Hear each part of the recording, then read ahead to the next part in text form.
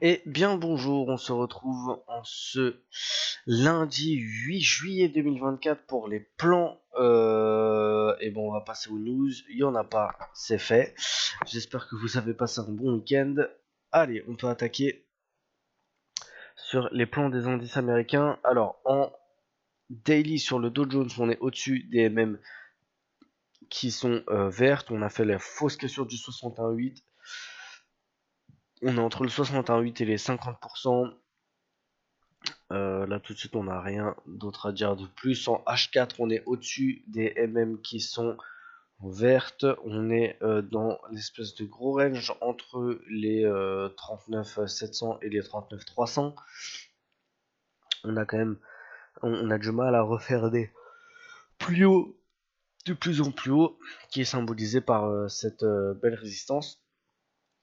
En H1 on se rend compte qu'on est dans un mini range entre les 39 600 et les 39 750. On est au-dessus des MM qui sont vertes. On vient juste de recroiser.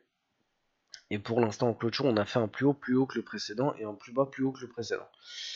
Mais on a encore cette petite zone. Donc pour les plans, alors, on fera attention à cette grosse zone là parce que potentiellement on peut faire résistance. En cas de cassure, on attendra la cassure du 61,8 pour continuer de payer. On attendra un léger repli aux alentours des 39 600 pour payer sur un setup de retournement parce qu'on sera sous les moyennes mobiles. En cas de gros repli, on ira chercher les 39 300 pour un setup de retournement parce qu'on sera en dessous des mêmes. Si on casse, que je sais pas, on inverse les fluos, qu'il y a un 61,8 là-dedans, voilà, entre ici et ici, s'il y a un 61,8 là, qui est tentable, je pourrais le tenter pour shorter entre la cassure des 39 550 pour aller chercher les 39 300. Voilà pour ce qui était du Dow Jones.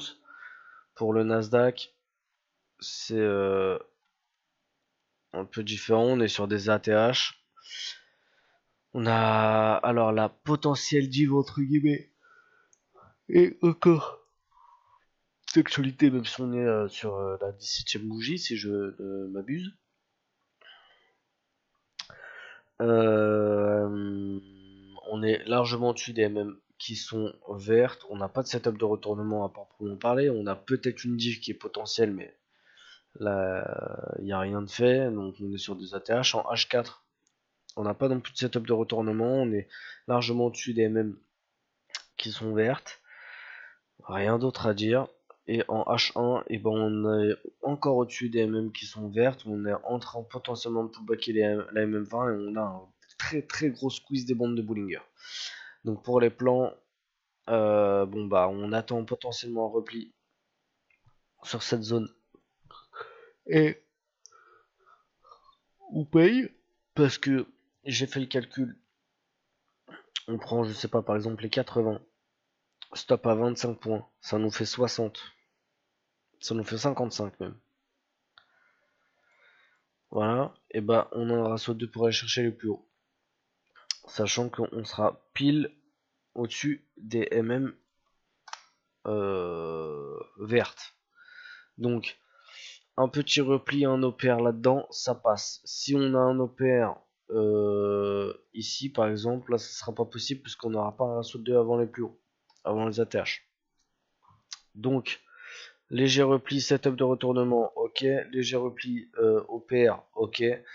En cas on passe au-dessus, la grosse zone à payer sera